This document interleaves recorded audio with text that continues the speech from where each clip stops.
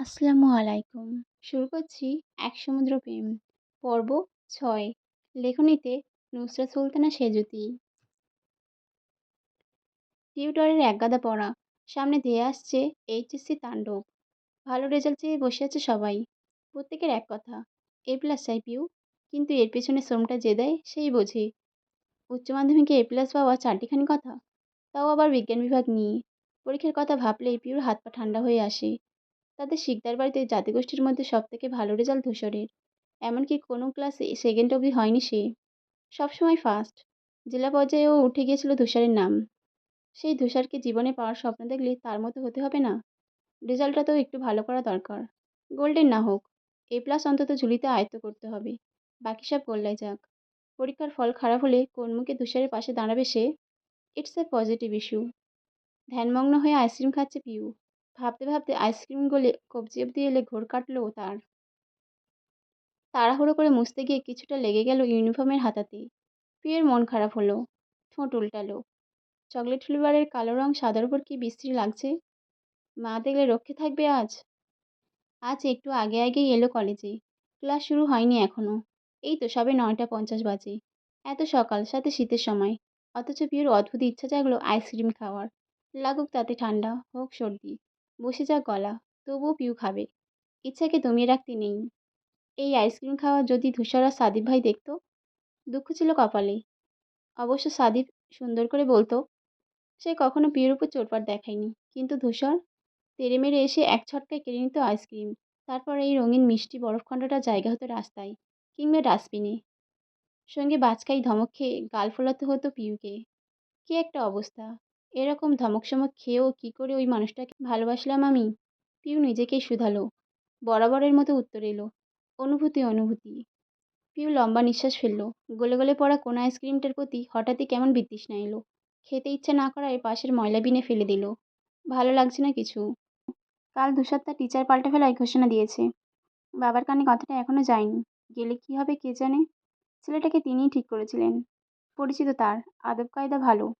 বছরের মাথায় ধূসর বদলে ফেলল যে, এটা শুনলে তিনি রাগ করবেন না? এমনিতে ভিউর খারাপ লাগছে না। ধূসর তো তার মন্দ চাইবে না কোনো দিন। একথা ধূসর নিজে বললেও সে বিশ্বাস করবে না। ধূসর যদি একটা গণ্ডমূর্খকে ধরে এনে বলে, নে আজ তুই এর কাছে পড়বি, পিউ তাতেও রাজি। শুধু চিন্তা একটাই, বাবার সঙ্গে ধূসর ভাইয়ের ঝামেলা না হয়। এদের ঝামেলার পাল্লা যত ভারী হবে, ধূসরকে পাওয়ার পথ সংকীর্ণ হবে তার। ভাবতেই পিউর ছোট্ট হৃদয় কেঁপে ওঠে। কপাল বেয়ে ঘাম ছোটে। পিউ ঢোক গিলে বাম হাত দিয়ে মুছে নেয় সে ঘামের ফোঁটা। ক্লাসের ঘন্টা পড়েছে। সে হাঁটা ধরে সেদিকে।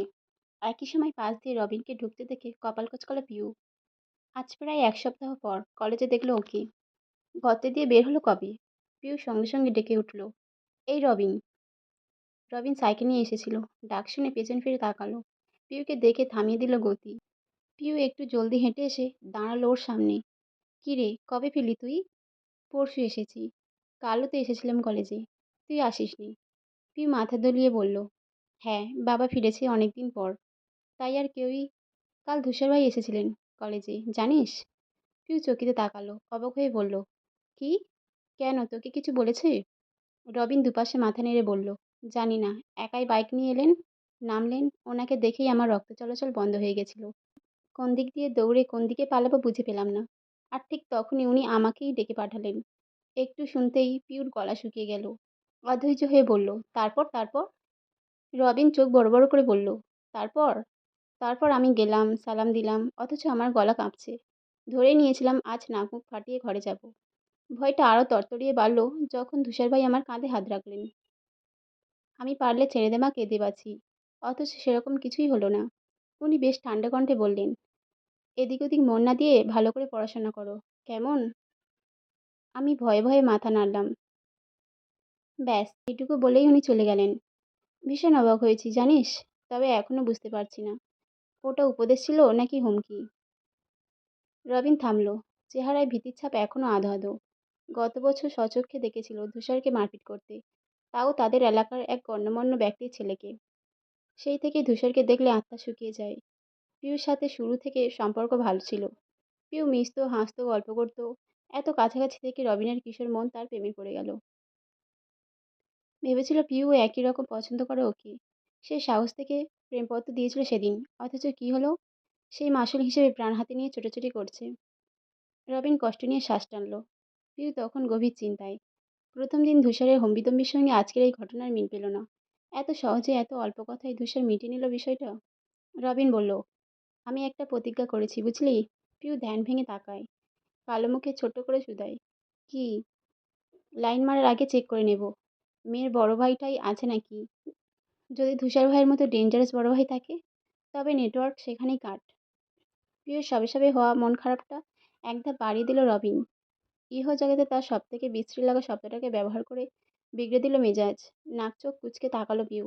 খেপে টেপে একাকার হয়ে বলল, খবরদার রবিন, ধূসর ভাইকে আমার ভাই বলবি না একদম। খুব খারাপ হয়ে যাবে কিন্তু। পিউর হঠাৎই চেতে যাওয়ার ভড়কালো রবিন। ভীষণ অবাক হয়ে বলল, ওমা কেন? ধূসর ভাই তো তোর ভাব। পরটুকু উচ্চারণ করার আগেই ওর কাঁধে শক্তপোক্ত চর বসালো পিউ। ভ্যাবাচাকা খেয়ে তাকালো রবিন। পিউ ফুঁসে উঠে বলল, উনি আমার ভাই নন। চাচাতো ভাই আর আপন ভাই এক নয়, বুঝেছিস?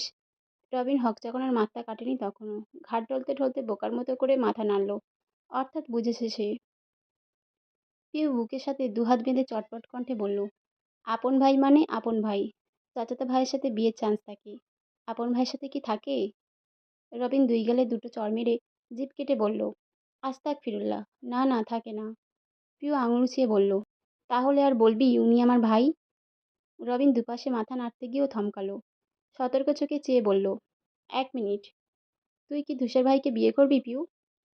পিউ নৃত্য শুরু করে বলল, কেন? তোর আপত্তি আছে?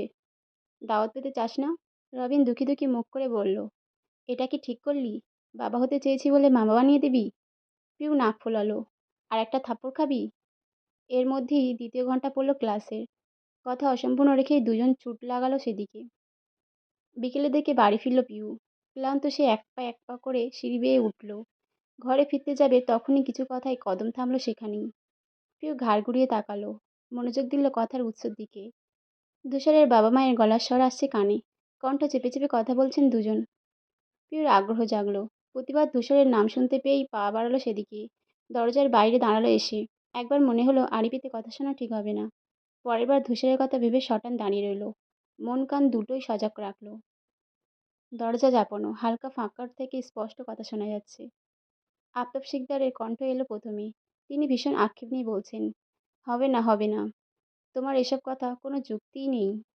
রুবাইদা বেগম নিচু কণ্ঠে বললেন, কেন হবে না? হলেই হবে। তুমি চেষ্টা তো করে দেখো। কি করে হবে? কোন বাবা মেয়ে দেবে তোমার ছেলেকে? মাথা ঠিক থাকলে বেকার ছেলেকে কেউ মেয়ে দেয় না, বুঝলে? আহ, বেকার কোথায়? রাজনীতি করছি, নিজের খরচা নিজেই চালাচ্ছে। তাহলে রাজনীতির পাশাপাশি আর কোনো কাজের দরকার নেই? আছে তো নাকি? বাড়ি শুদ্ধ সবাই বলে বেড়াচ্ছে ব্যবসা জয়েন হতে। শুনছে? পারিবারিক ব্যবসা আমাদের পর আর কে হাল ধরবে এর? সাদিক নিজের ইচ্ছামতো প্রফেশন বেছে নিয়েছে। ওরটা তাও মানা যায়, সম্মানের কাজ। কিন্তু তোমার ছেলে মারপিট করে বেড়ায় রাস্তায়, পথে ঘাটে স্লোগান দেয় মিছিলের নামে। একটা কথা কানে তোলে না আমার। সবসময় গা ছাড়া হাবভাব। আমি তো এখন আর কিছু বলাই ছেড়ে দিয়েছি। শুধু তটস্থ হয়ে থাকি, এই বুঝি তোমার ছেলে একটা কাণ্ড ঘটালো। আর ভাইয়েরা সব হামলে পড়লো আমার ওপর। আমি কিছুতেই বুঝতে পারি না। আমার মতো এরকম মানুষ যার নামে কোনোদিন কেউ বলতে পারে না একটা ঝামেলায় জড়িয়েছি, কারোর সাথে ঝগড়ায় নেমেছি, সেই মানুষের ছেলে এতটা বেপরোয়া কী করে হলো?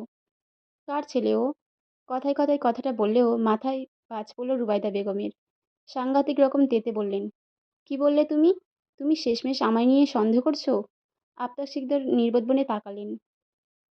আকাশ থেকে পড়ে বললেন, তা কখন বললাম? পাগল হলে?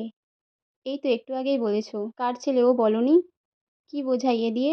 আফতাব শিকদার মাথায় হাত দিয়ে বললেন, ইয়া আল্লাহ, এই মা ছেলের যন্ত্রণায় আমার নির্ঘাত অ্যাটাক ফ্যাটাক হয়ে যাবে। রুবাইদা বেগম কাঁদো কাঁদো কণ্ঠে বললেন, হ্যাঁ, সে তো বলবেই। বিয়ের পর থেকে সেবা সুশ্রদ্ধা করে এখন বদনামের ভাগিদার হচ্ছি। সাথে টানছো আমার নিষ্পাপ ছেলেটাকেও। পিউ মুখ ভ্যাংচালো। ধূসরের পাশে নিষ্পাপ শব্দটা শুনে অতিষ্ঠ ভঙ্গিতে দুপাশে মাথা দোলায়। এ ছেলে নিষ্পাপ হলে সে তো দুধের শিশু। রুবাইদা বেগম ফের বললেন, থাক, এখন তোমার সাথে এসব আজে বাজে আলোচনা করার মতো সময় নেই আমার। যা বলছি পারলে কথাটা শোনো। ধূসরের বিয়ে দেওয়ার চিন্তা ভাবনা করো। দেখবে ঘরের বউ এলে সব ঠিক হয়ে যাবে। ঘরের ছেলে ঘরে ফিরবে আমার। পিউ আঁতকে উঠল কথাটায়। ধূসরে বিয়ে দেবে মানে? ঘরের বউ আনবে, তারই বা অর্থ কী? তুষার ভাইকে অন্য কোথাও বিয়ে দেবেন চাচা চাচি? না, এ হতে পারে না। এ খবর শোনার আগে আমার মরণ কেন হলো না? দরজার বাইরে দাঁড়িয়ে পিউ মনে মনে আহাজারি শুরু করলো। তার ইচ্ছে হলো চাপানো দরজা ঠেলে এক্ষুনি কক্ষে ঢুকে যেতে, মেজমাকে কঠিন কণ্ঠে হুঁশিয়ার করতে, কোনো বিয়ে টিয়ে হবে না, তোমার ছেলের বউ হব আমি, বুঝেছ? আগে ধূসর ভাই আমার প্রেমে পড়ুক, তারপর এসব ভেবো। এখন রেহাই দাও মেজমা। কিন্তু আফসোস, পারল না পিউ। তবে দুঃখে অধর কেঁপে কেঁপে উঠল। উত্তরে আফতাব শিকদার বললেন, মাথা খারাপ হয়েছে তোমার? পুষ্পর কথা ভুলে গেছো? বাড়ির বড় মেয়ে ও। ছোট বোনের বিয়ে না দিয়ে ধূসর আগেভাগে বিয়ে করবে কি করে? আগে তো ওর বিয়ে দিতে হবে নাকি? কথাটা মাথায় ঢুকলো রুবাইদা বেগমের। বোঝার ভঙ্গিতে মাথা নাড়লেন তিনি। বিড়বিড় করে বললেন, তাই তো? আমার তো মনেই ছিল না। তাহলে বরং পুষ্পের জন্য ছেলে দেখব আমরা, তারপর ধূসরের বিয়ে। কি বলো? ওপাশ থেকে আর উত্তর এলো না। হয়তো আফতাব শিকদার সহমত দিলেন। কিন্তু পিয়ের কান্না কান্না ভাবটা উবে গেল তৎক্ষণাৎ। তটস্থ হলো সে। আগে পুষ্পর বিয়ে, আপুর বিয়ের পর ধূসর ভাইয়ের বিয়ে। কি সর্বনাশা কথাবার্তা! পিউ তড়িঘড়ি করে রুমে ছুটল। কাঁধ থেকে ব্যাগ নামিয়ে এরপরে ছুটে লাগালো বাবা মার ঘরের দিকে। সব ক্লান্তি অবসাদ কর্পূরের মতো মিলিয়ে গেছে তার। এনার্জি ব্যাগ যেন গায়ে ঢেলে দিয়েছে কেউ। বৃহস্পতিবার হওয়ায় আজ আমজাদ শিকদার ও আফতাব শিকদার দুজনেই বাড়িতে। হাফবেলায় অফিস থেকে ফেরেন তারা। পিউ কলেজে ইউনিফর্ম গায়ে পরেই এক দৌড়ে ঢুকে গেল মায়ের ঘরে। পায়ের ধূপধাপ শব্দ পেয়ে চোখ থেকে আড়াআড়ি রাখা হাতটা সরালেন আমজাদ। মেয়েকে দেখে কপাল কুঁচিয়ে উঠে বসলেন। এটুকুতেই উত্তেজনায় হাঁপিয়ে গেছে পিউ। আমজাদ সাহেব অবাক হয়ে বললেন, কি ব্যাপার আম্মা? এই অবস্থা কেন আপনার? পিউ কতক্ষণ জোরে জোরে নিঃশ্বাস ফেলল। পরপর উদ্বেগ নিয়ে বলল, আব্বু, আপুর বিয়ে দেবে কবে? আচমকা প্রশ্নে কিছুটা হতভম্ব হলো আমজাদ। ভ্রু কুটিয়ে চেয়ে রইলেন মেয়ের দিকে। পিউ এগিয়ে এলো, বাবার পাশে বসে বলল, আপু তো সবে অনার্সে উঠেছে, ওকে এত তাড়াতাড়ি বিয়ে দেওয়া কি উচিত আব্বু? আমজাদ সাহেব কিছুতেই কিছু বুঝলেন না। অবুঝের মতো বললেন, পুষ্পর বিয়ে? এসব তোমাকে কে বলল আম্মা? পিউ জিভ দিয়ে ঠোঁট ভেজালো। আমি শুনেছি, মা মেজমা এরা সবাই বলাবলি করছিল আপুর জন্য ছেলে খুঁজবে। তুমি এত জলদি ওর বিয়ে দেবে আব্বু? এটা কি ঠিক হবে? লোকে বলবে তুমি বাল্যবিবাহ দিয়েছ। আমজাদ সিকদার রাগী মানুষ, কিন্তু মেয়ের কথায় হেসে ফেললেন। মাথায় হাত বুলিয়ে নরম স্বরে বললেন, বোকামি। বললেই কি হয় নাকি? আগে পুষ্পের পড়াশোনা শেষ হোক, ও কতদূর পড়তে চায় শুনি, তারপর ওসব ভাববো। অনেক দেরি এখনো। প্রিয়র ভেতরটা গদগদ হয়ে এলো আনন্দে। উচ্ছ্বসিত হয়ে বলল, সত্যি বলছো? আমজাদ সাহেব মৃদু হেসে বললেন, হ্যাঁ। আর বড়দের এসব বিষয় নিয়ে তুমি এত ভাবতে চেও না। পড়াশোনায় মনোযোগ দাও। ভালো রেজাল্ট করতে হবে না? এখনো ফ্রেশ হওনি দেখছি। যাও হাত মুখ দিয়ে খেতে যাও আম্মা।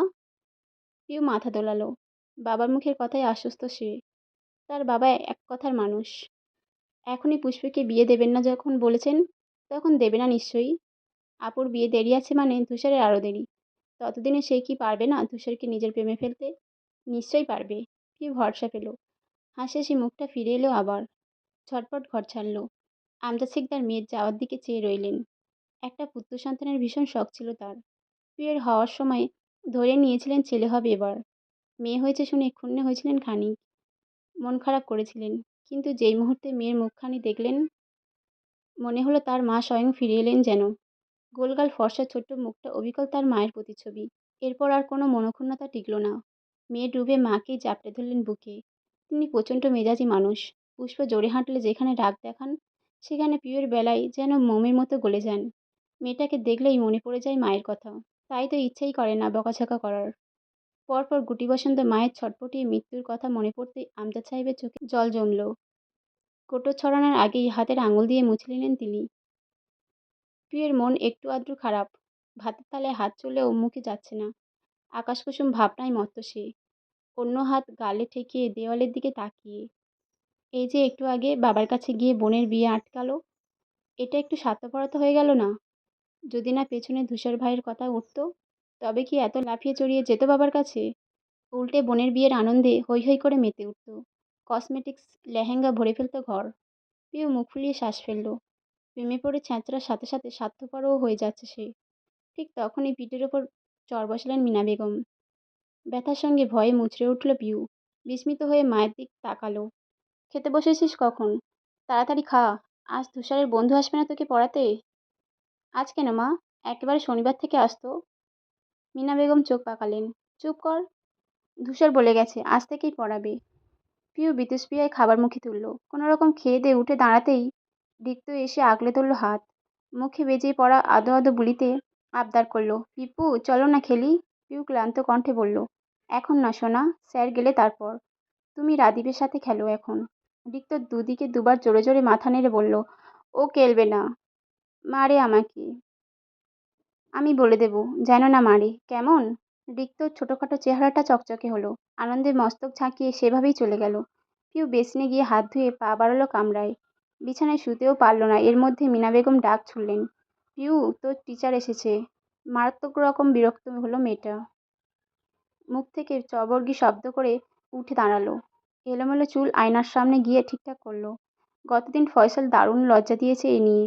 গায়ে অন্না পেঁচিয়ে পিউ আস্তে ধীরে হাঁটা ধরল স্টাডি রুমের দিকে।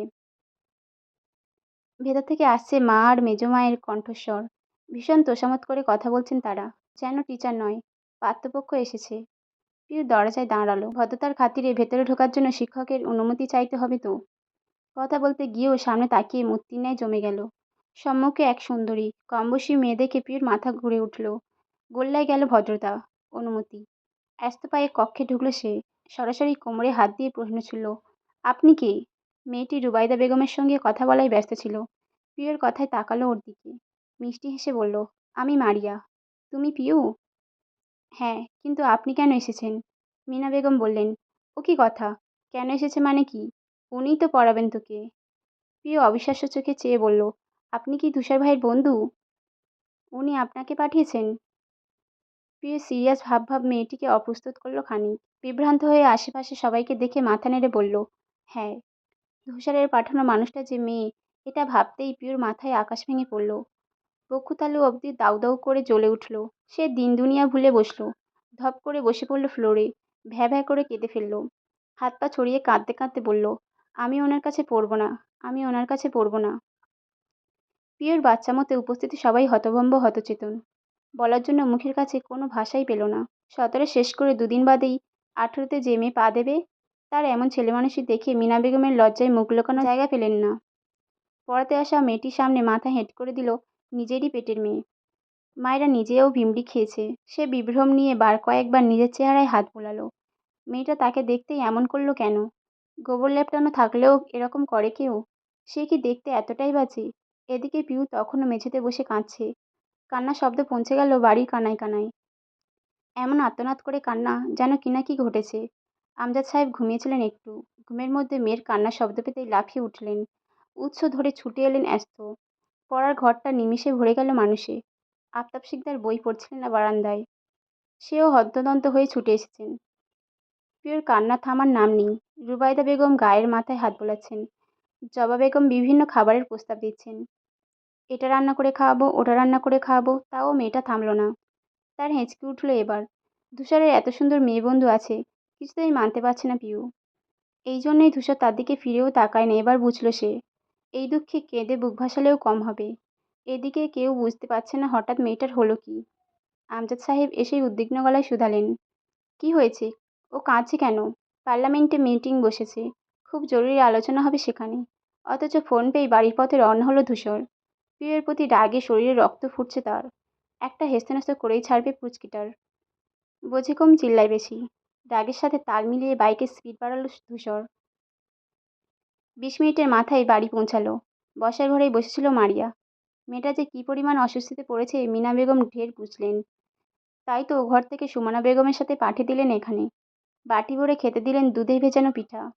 ধূসর লম্বা কদমে বাড়িতে ঢুকলো। সুমনা বেগমকে শুধালো, পিউ কোথায় ছোট মা? ওপর থেকে ধূসরকে দেখেই দৌড়ে পিউর কাছে গেল পুষ্প। তাকে বুঝিয়ে সুঝিয়ে চেয়ার টেবিলে বসাতে পেরেছেন রুবাইদা বেগম, কিন্তু নাকে কান্না থামেনি। পুষ্প বাইরে দাঁড়িয়ে ঘোষণা দিল, ধূসর ভাইয়া এসেছেন, এবার মজা বোঝাবেন তোকে। ব্যাস, পিউর হেঁচকি বন্ধ, কান্নাকাটি শেষ। চোখ দুটো মার্বেলের মতন করে তাকালো বোনের দিকে। পরপর রুবাইদা বেগমের পানি। রুবাইদা বেগম বলতে নিলেন, কিছু হবে না, আমি। কে শোনে পুরো কথা? পিউ তড়াক করে উঠে দাঁড়ালো। এক ছুটে গিয়েই পুষ্পের মুখের ওপর দরজাটা ধড়াম করে লাগিয়ে দিল। এই মুহূর্তে দরজা আটকানো মানে জীবন বাঁচানো।